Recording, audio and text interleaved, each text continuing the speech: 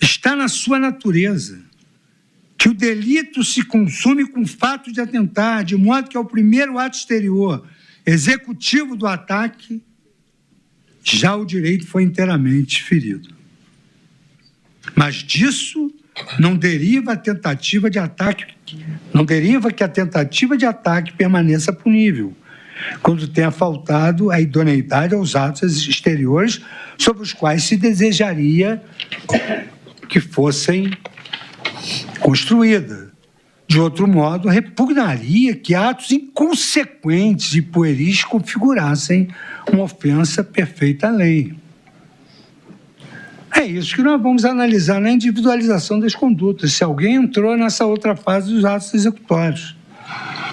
Pode-se afirmar, então, que tramas golpistas, ainda que seguidas de angariamento de cúmplices, de busca pela ocasião mais favorável, não desbordam da seara preparatória sem a prática de condutas imediatamente anteriores à plena realização da abolição violenta do Estado Democrático de Direito ou do golpe do Estado, com efetiva colocação dolosa do bem jurídico tutelado em um perigo imediato e previsível, por meio de atos idôneos a causar esse resultado. Cumpre ainda analisar se é possível a configuração desses crimes a partir de uma conduta omissiva, porque há uma afirmação de omissão.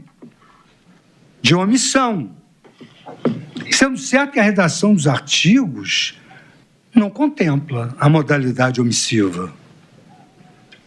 Deve-se cogitar, então, da incidência do artigo 13, parágrafo 2º do mesmo diploma, segundo o qual a omissão é penalmente relevante quando o omitente devia e podia agir para evitar o resultado. Mas não está na lei, não está previsto. Mas pode-se interpretar que a omissão, dessa forma, atrai incidência da norma sancionadora quando qualificada pelo dever de agir, pela possibilidade efetiva de evitar o resultado. Naturalmente, existe ainda o elemento subjetivo consistente do dolo, que demanda a consciência sobre o dever e o poder de agir. Bem assim, a vontade deliberada de comportar-se omissivamente para produzir o resultado.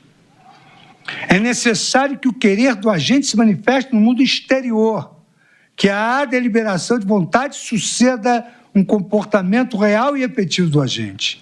E é essa manifestação externa de vontade, esse comportamento real do sujeito, deve produzir resultado. Mais uma vez, eu estou citando aqui a parte geral de Aníbal Bruno. O crime omissivo impróprio de que se cogita demanda, então, em primeiro lugar, a existência de uma posição de garante. Uma posição de garante. Tem de ter o dever, porque está numa posição de garante. A produção de resultado lesivo ao bem jurídico. A abolição do Estado Democrático. A efetiva possibilidade de evitá-lo. E o dolo de alcançar o resultado como decorrência da omissão. Relativamente ao primeiro aspecto, o jurista Hans Welsel, que tratou da ação finalística, ele ressalta ser decisiva a posição de garante do autor. Esse autor que é acusado tem de ter a posição de garante, que o coloca no permanente desenrolar da vida social, desde o início, em relação estreita e especial de deveres para salvaguardar o bem jurídico. Quanto ao segundo e ao terceiro aspectos, a doutrina nota que o bem jurídico exposto a perigo deve estar sob controle pessoal do omitente, ou seja, sob sua guarda direta e imediata. Essa deve ser a sua posição. Não bastando a possibilidade genérica de salvamento. Um guarda-vidas tem o dever de salvar a vida de uma pessoa que está se afogando. Mas uma pessoa que está frequentando a praia, que não sabe nadar, até aquele ponto não tem obrigação de garantir a vida de ninguém. Não está aqui no exemplo, foi uma digressão que, sob a inspiração das lições de Aníbal Bruno, cheguei. Afirma também ser necessária para a punição do omitente a demonstração de que o resultado não teria ocorrido caso esse sujeito houvesse agido conforme seu dever de cuidado, é de se perguntar quando é que isso aconteceu? Quem era que tinha o dever de garantir que isso não acontecesse? E aqui prossegue já o professor Puig. Será necessário, ademais, que a existência ou a integridade do bem jurídico cujo perigo se criou permaneça efetivamente sob a guarda do omitente, sob seu controle pessoal. Os crimes omissivos impróprios configuram-se como tipos de resultado. Por fim, junto à capacidade de realizar a ação devida nos crimes omissivos impróprios, é preciso que o autor tivesse podido evitar o resultado caso tivesse praticado a conduta exigida. Tal poder estará ausente quando a ação positiva requerida em nada serviria para evitar o resultado, porquanto o réu não detenha o controle e o poder de garante. Esses ensinamentos encontram eco na doutrina brasileira. Cito aqui Aníbal Bruno, que ressalta o dever jurídico imposto ao omitente e que esse dever precisa ter caráter jurídico para atrair a sanção penal, não sendo suficiente obrigações meramente morais, como são as expectativas protocolares. Diz ele, esse dever que cabia ao omitente cumprir há de ser um dever jurídico e não um dever moral. Heleno Fragoso arremata: a omissão pressupõe a existência de norma que imponha a ação omitida. Tem de ter uma norma.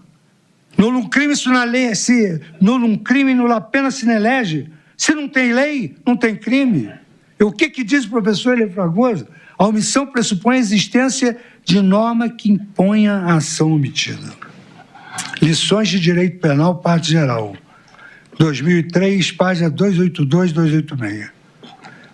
No que tange a possibilidade de evitar o perigo ou dano, pressuposto indispensável à punição do comportamento omisso, deve-se demonstrar que a ação devida era necessária e suficiente para impedir o evento danoso. Para se aferir da causalidade da omissão, deve ser formulada a seguinte pergunta: teria sido impedido pela ação omitida o evento subsequente? Se afirmativa a resposta, a omissão é causal em relação ao evento.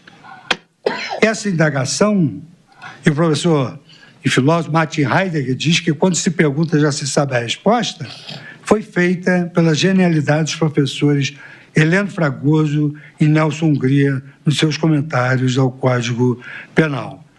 Essas premissas são relevantíssimas, considerando-se que a acusação imputa a pessoas que não tinham mais o dever de garante uma omissão qualificada que estimulou a ruptura democrática.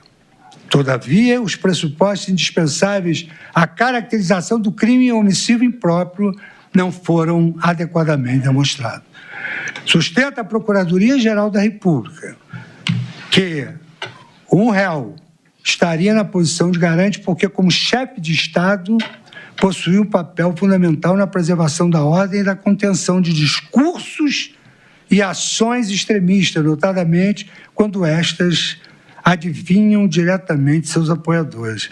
Em outro trecho, imputa ao réu negligência, fundamentada na sua posição de autoridade, não apenas tendo deixado de prevenir a ampliação da violência, mas contribuiu ativamente para a crise de institucionalidade. Com a devida vênia, talvez por minha limitação, não compreendi essa narrativa. Porquanto o denunciado não ocupava mais a posição de chefe de Estado em 8 de janeiro de 2023, data dos atos de vandalismo praticados por terceiros na Praça dos Três Poderes, de modo que a sua suposta posição de garante não poderia decorrer do cargo. Também não é admissível deduzir posição de garante como decorrência do artigo 13, parágrafo 2º do Código Penal, que prevê a responsabilização daquele que, com seu comportamento anterior, criou o risco da ocorrência do resultado. Embora não faça alusão a esse dispositivo, o que por si só já é problemático, na minha pequena compreensão, considerando o princípio acusatório, o parquê, com a devida vênia, sustenta que, ao se recusar a reconhecer a derrota eleitoral de forma clara e ao não promover a desmobilização dos acampamentos, alimentou a insatisfação e o caos social, que culminaram nas manifestações violentas. Data vênia, há uma falha argumentativa nessa parte da acusação, pois não há demonstração de qualquer dever jurídico, senão simplesmente a invocação de uma expectativa protocolar de reconhecimento da derrota eleitoral de forma clara ou uma suposta obrigação moral de desmobilização dos acampamentos. Não houve sequer a preocupação de especificar quais ações concretas o réu tinha o dever de adotar.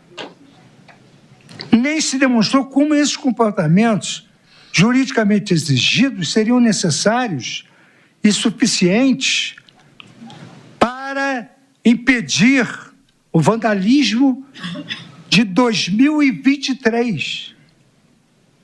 Tampouco se alegou o indispensável dolo consistente na consciência e na previsibilidade do advento dos episódios de 8 de janeiro de 2023, que deveriam estar sob o controle pessoal do omitente para admitir-se a sua responsabilização. Longe disso, me parece, amparar-se o Ministério Público em uma vaga e hipotética omissão perante o risco de descontrole, sustentando de forma genérica o seguinte: excluam-se as contribuições da organização criminosa e 8 de janeiro não teria sequer sido cogitado. Pretende-se, assim, uma punição pelo que a doutrina penal denominou de possibilidade genérica de salvamento, algo vedado pelo ordenamento penal. A propósito, são muito pertinentes observações, principalmente aquelas feitas por estudiosos dos movimentos militares, da ditadura militar. Eu fui estudante de colégio público e universidade pública. Eu sei o que é a ditadura, eu sei as consequências da ditadura, eu sei como se promovem os atos da ditadura, eu sei como sofrem as vítimas da ditadura. O historiador Hélio Gaspar, Ditadura Envergonhada, escreveu: ditadura escancarada, ditadura derrotada, ditadura encurralada, ditadura acabada. É autor de um histórico num periódico denominado Uma Girafa no Supremo. Eu vou transcrever o texto todo. Eu vou transcrever apenas a conclusão final do historiador. Colocando-se a trama golpista de 2022 no mesmo processo do 8 de janeiro de 2023, esticaram-se as pernas e o pescoço do bicho, encolhendo-lhe a cabeça, ficou bonito, até elegante, mas é uma girafa. No escrito denominado Uma Girafa no Supremo. Estabelecidas essas premissas, passo, senhor presidente, a egrégia turma, a analisar individualmente as condutas imputadas pela denúncia a cada um dos imputados. E agora, mais uma vez, senhor presidente, apelando pela generosidade de 10 minutos, Vossa Excelência, eu gostaria de fazer agora uma análise de quem fez o quê. Uma análise das condutas individualizadas. 10 minutos. Pois não. Então podemos suspender a sessão por 10 minutos. Fica suspensa a sessão, então, pelo prazo de 10 minutos.